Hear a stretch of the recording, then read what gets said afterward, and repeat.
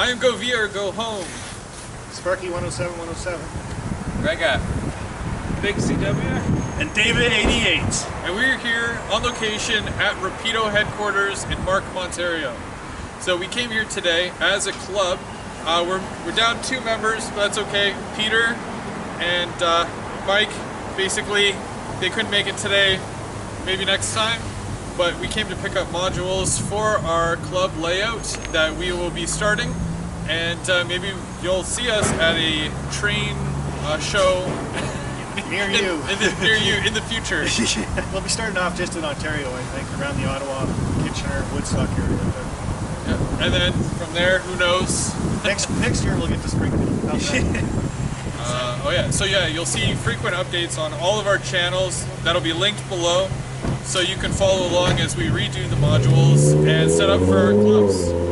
Alright, so stay tuned guys for a tour of the Rapido office, and we'll see you after. Okay, I do apologize that I'm not wearing one of the Rapido t-shirts, but it's really, really cold out. There you go. So this is our reception area here, and you've got the Via seats. I can tell you these came from some guy's yard in Winnipeg. They were there for 10 years in the weather. So luckily we just happened to have a whole bunch of original Via upholstery that was found under a guy's deck in Charlottesville, Quebec, and we reupholstered these a few years ago. And these 2 came out of the last Tempo coach that was on Via's property. The seats actually originally come from a CN54 coach given to Via in 78. Via would swap around the seats a lot, so they didn't like the Tempo seats, so all the seats that came from the Cafe Bar Lounge rebuilds ended up going into Tempo cars so they could have the same seats as everyone else. So these are Mount Royal seats built in 54 for the CN cars and the coaches, and these are Haywood Wakefield seats. So that's the second coach order, first coach order. I know everything about Via and CN coach seats because I'm a really, really big nerd. Okay, and you can see it's the same upholstery, but this is put on by Via, and this was put on by us. So, but it's actually the exact same upholstery. But this one you can see it's got sun faded because it was sitting out in the yard for a long time. You know, all the stuff we do British stuff as well. So we have our colors for Birmingham Station. We'd have these colors here, London Northwestern. So we've got for our instead of Birmingham Central, it's Rapido Trains Central. So it's pretty cool. Anyway, I'll take you through. Yeah, all this stuff. That's an original promotional model from the Turbo back. It was built in the 60s and then refurbished in the 70s for Via, and we have it here. Right, so we actually have 2 of those other ones in pieces. You know, the launch of Via. I'm big into. I model 1980, but my passion is early Via. So the first 10 years or so of Via Rail, 15 years of Via Rail. And I love the graphic. If you look at our advertisements, you'll often see very similar design to this. It's very bold. It's very clean. You know, I like the sans serif fonts. I like the simplicity of the CN Noodle logo or the Via logo. I think they're brilliant designs. So we try and do a lot of that with our graphic design. Lately, we've been branching out, but initially, like even in terms of our logo, if you look here on the coach wall, we have a mock-up of the coach wall. So we've got the interior and exterior all in one. Our logo uses these 2 yellow stripes, and these are our colors. Blue and yellow is Rapido's colors, right? So obviously, we do this because we love it. So you know, we recreate it in our design. So I'll take you through. We've got our boardroom over here. I'll take you to that first. I don't think there's anything secret. I have to be careful, you know, if there's something that you can't see. There are secret models we're working on. We'll close our eyes, we promise. Right.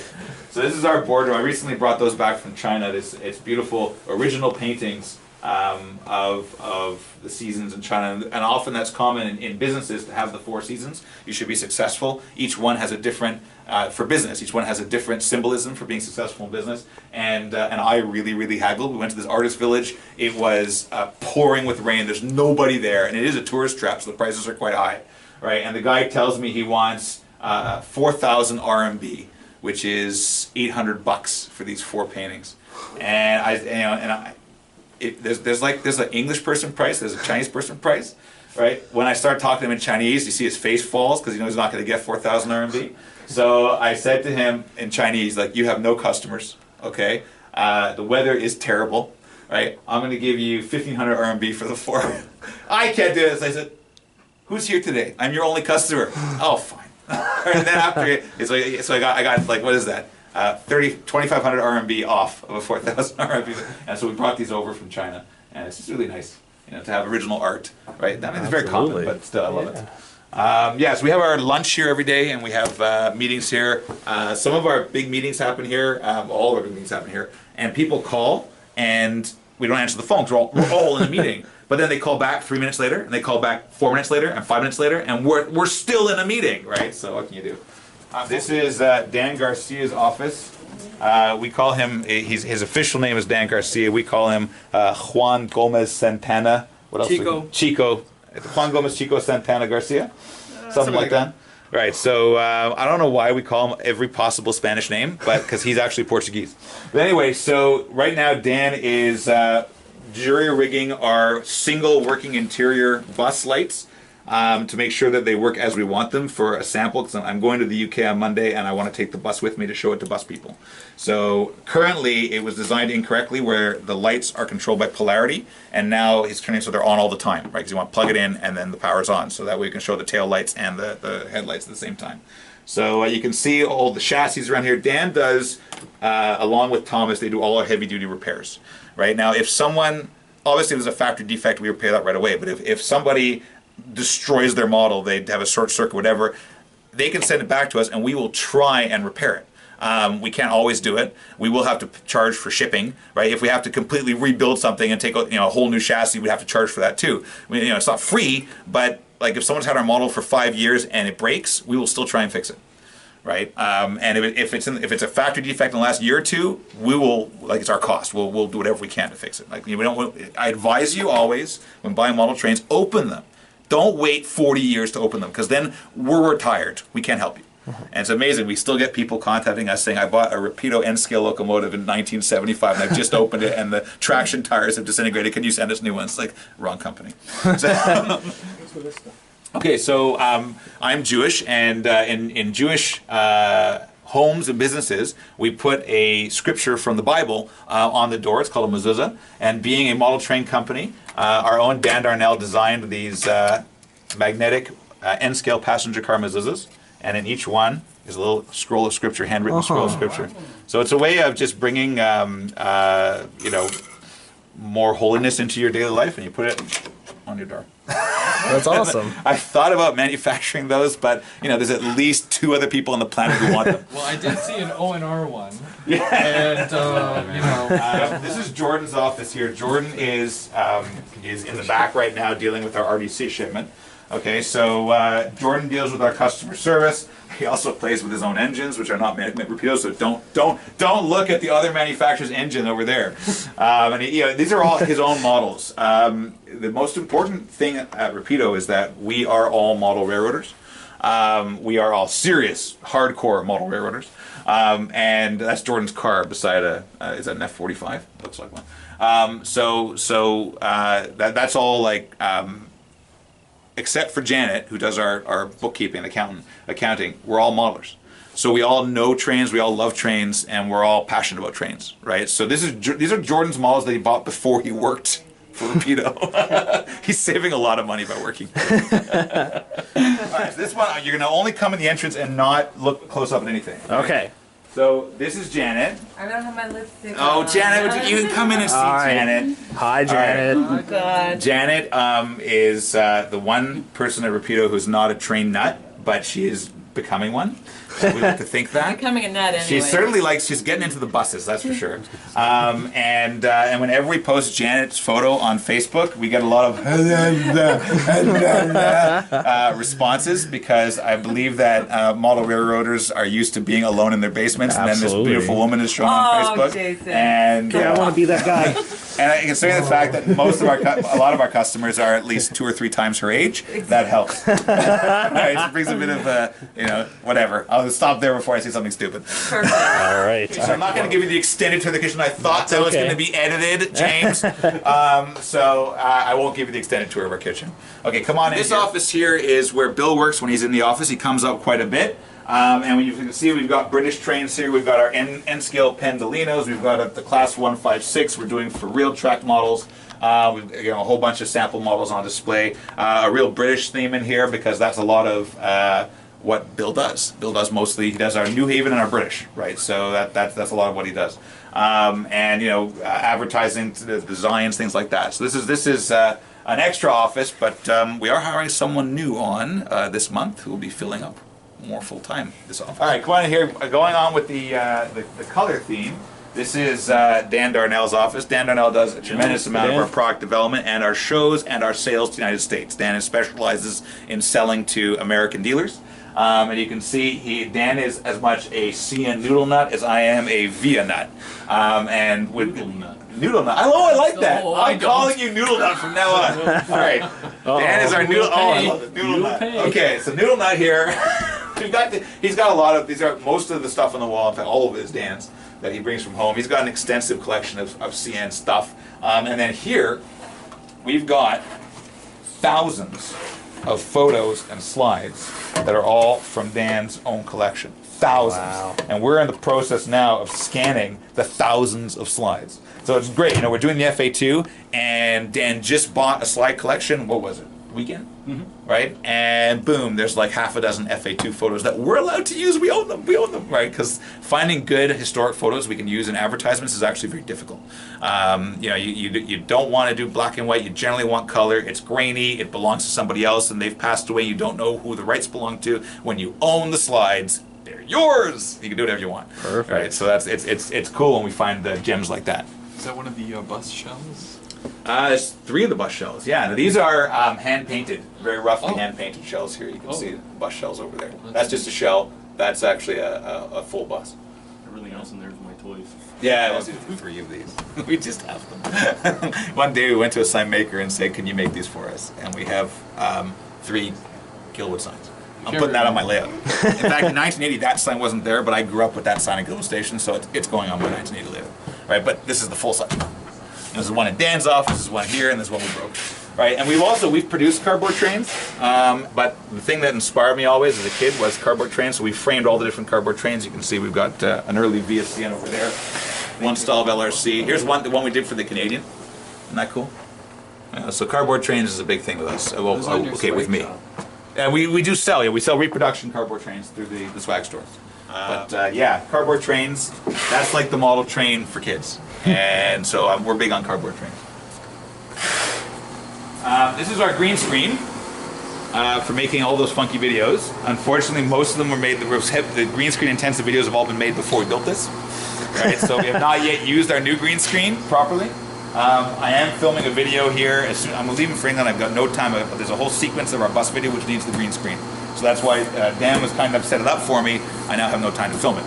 So I come back from England, I'll do that because we've got, at one point, our bus is being attacked and we have to, we don't have a real 50-foot monster, so we have to use the green screen. A lot of our photos are taken here in our photo studio. I just put up a Scenic King backdrop, and actually in the middle when you came, of photographing the RDC with the lights on and everything like that. And the problem that I'm finding is when I use the Helicon focus, all of the corrugations get wibbly. Right, so I just, like while you were waiting in the waiting room, I was looking at like, why is my RDC wibbly? So I may not be able to use the focus stacking as I wanted to photograph this RDC. We'll see. But you got to take photos in low light so you can get the lights to show, and then you take photos in overall. We turn the lights on, right? And bean bags. Tell you guys, if you're ever taking layout photos, bean bags are a wonderful tool. Get them on Amazon. It's like a dozen for $10 or something. Right, and they're great because you can squish your camera there, and they're also good because you can do things like squish it onto your layout embankment and get your camera on there.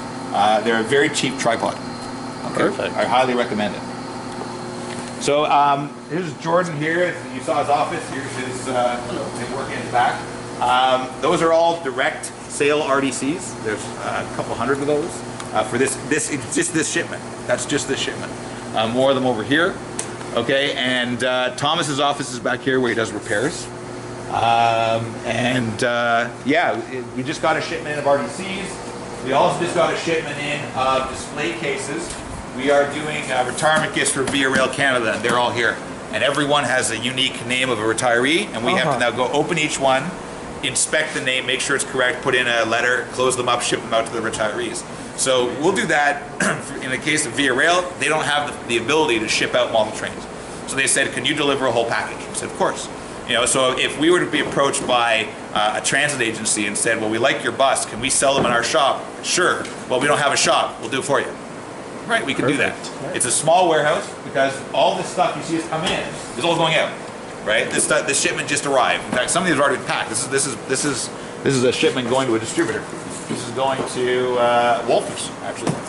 Right, so you know, stuff comes in. We take up this whole space, organizing it, packing it, and then we ship it out. Our warehouse is generally full for 3 days at a time, and then it's empty again. Except for this. This is our show display. We've got the Springfield show coming up, so that's out now, and they're going to organize the display and get it all ready so that we've got a show that we see if we can take on. We have very little in the way of inventory. Right, the only thing we have in terms of inventory, these are the Penn Central coaches that have the wrong color. So these are temporarily here. The new shells are finished. They're leaving the factory next week, and they're going by ocean. So in about a month from now, we're going to get new shells, and we're going to set up right here on this table, a little assembly line, and all the guys are going to come back here, and we're going to take off the old shells, put on the new shells, because the green was wrong. The factory used freight car Penn Central green instead of passenger car Penn Central green, right? And we told them Penn Central green, use sample, but we had made a Penn Central green freight car for another manufacturer, and that was the sample they used, not the passenger car that we sent them, right? It was totally a miscommunication. These things happen. And then when they arrived, they look fine in the photos. When they arrived, oh my God, that's the wrong green, right? It's the right green for a freight car. You know, we have that all over inventory essentially. See those kit boxes behind the ladder? That's it. So if you see here, for a company our size, with about 8 employees, and we ship all over the world, British, Canadian, American, our entire inventory fits on 3 shelves. That's really about it, right? And we have a handful. The RDCs, we don't call it inventory yet because those are there for warranty and they're for review models. But yeah, we've got, like, you know, what does it look like? A few dozen 8600 coaches, maybe 15 FP9 locomotives, maybe 20 FL9. That's it. That's our inventory. You know, we sell thousands of locomotives, but we build them to order. So if we have orders for 2,000 engines, I literally will make 2010, and the 10 is our inventory. That's it, right? And we generally don't tell anybody about it. And then after about 6 months, hey, that FP9 that sold out, we have about a dozen here. You want any? And they get snapped up at that point, right? Sometimes I'll make extras. This is our paint. Obviously, for paint, we need inventory, right? So it's a proto paint. That's how it comes out. This is all Dan Darnell's project, right? Got some samples there. These are literally samples. We do samples first to make sure that we approve everything, and then we pack them up, right? Once they're made. You know, all over our office are things like this. These are VRL headrests. This crap like this all over. We got number boards coming out the woods. No, don't wait till you like. This is bus windows. Bus windows. We have number boards. There's somewhere here. There's a stack of about 100. There. There's a whole bunch of number boards up there from locomotive. We don't even know what's here. There's S13 number boards, RS18 number boards. They're just up there. Someone gave them to us once. So they gave them to us. I don't know what to do with them. Can I sell them? I don't know. They gave them to us. So I don't know if I can sell them, right? So we'll see. State-of-the-art system right here. This is my university computer I bought in 1998. Cost me a lot of money. I lugged it to Winnipeg when I got married. I lugged it to England when I lived there. And when we want to print decals, it's the only thing that works with the Alps printer, which also is from 1998, which has a SCSI. Do you remember what SCSI is? SCSI connection. Nice. And here's the cartridges, and we still use it all the time. We're making top samples. We print decals, and if somebody has a problem with the model where the print didn't come out, we'll take the Alps and print new decals. All right, so yeah, we still use it. That's our Alps. Our test track is very small, but does the job. We've got the N-scale test track. We've got actually several N-scale test tracks. That's one of them. We really put things through our paces. You can see here there's the 18-inch radius figure 8. That we need. Most of our models will work on 18-inch radius. Some of them will require modification, but most out of the box, you may just need to have new couplers on them, will work on 18. The truth is, whereas my minimum radius is 36, and everyone always says, you listen to the experts, oh, your broadest minimum radius, you got to go. Most people don't have the space, and or what if the budget is tight and they've got the trains they've been using for 20 years? You know what? If you're model railroading, if you're actually building a layout, it's not my place to say you should be having a broader radius, because more than half of our customers don't have a layout. They're planning one, they don't have one. right? The fact that you've got 18-inch radius curves and you're running trains, that is amazing because you're actually model railroading, right? And I will never knock somebody for 18-inch radius curves. However, when the guy contacts us on the phone and says, your cars are derailing, I say, well, are your curves tight? Because, you know, if you need 18-inch radius, you need to put the long couplers on them. He says, oh, okay, well, I'll increase to 18 and then put the long couplers on. I said, okay, if you're running our 85-foot passenger cars on a 15-inch radius curve, you're being silly. So this office here belongs to Mike McGrattan. And this, so we haven't yet replaced Mike. Some of his stuff we're actually shipping out soon to his family. Things like the conductor hat and the photos and things like that. Is a nice picture of his son Sam. We really miss Mike enormously, as you can imagine. This model here, don't think we're suddenly getting into O-scale streetcars. Dan Garcia just this month celebrated 10 years at Rapido. So he started with me 10 years ago, and it was mainly just the two of us. Then Bill joined up in 2009, and Janet also in 2009. So then it was the four of us, and it was really the four of us until 2013. Right, it took 4 years of barely keeping our heads above water until we actually could hire Mike. So for his 10th anniversary present, he just took us out of the boardroom to eating lunch. We had a custom made CLRV streetcar by Steve Olson. It's gorgeous, and then Dan Darnell built the diorama for him. Isn't that lovely? It's really nice. Yeah, we need to add tension to the line before, because this guy is so it's like, oops, it's got so much tension on the spring. We've got to add some tension. It'll just push it right up. You can see here. Yeah, you get the idea. You can see these are old packaging samples. And when I was in China, I used this to bring a dome car back. That's the dome car you're not supposed to see, right? But no, you can. At this point, you can see it, but don't say what it is. So it's not road name specific yet, or? Let's just move your camera away from the dome car. Away from the dome car. This is my office. Excuse the mess. But yeah, I do not have the largest office. I don't need one. I don't need a window. In fact, windows, I'm a model railroader. I'm used to being in the basement, so windows don't need. It's my son's 5th birthday today, so I have not yet wrapped the Blue Track Thomas I got from Japan, because you can't find Blue Track here anymore. So we're this stuff, and this is the monster that's going to show up in our next video. So he'll be like 50 feet high, and he's actually about 7 inches tall. So this is where most of the work gets done. But I these are my RDCs. I haven't taken these home yet. I have 13 via RDCs. You know what? I pay a really good price for those. Yeah, I mean, my office is a space that I want to feel comfortable in terms of work done. I wish I was doing the design work. Whoops, that's the light. The light does work, as you can see.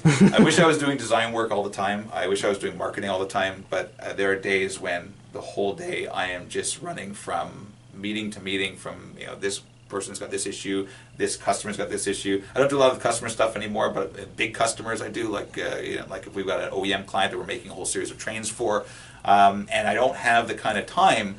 It's just 3 years ago, or 4 years ago, there was just 4 of us.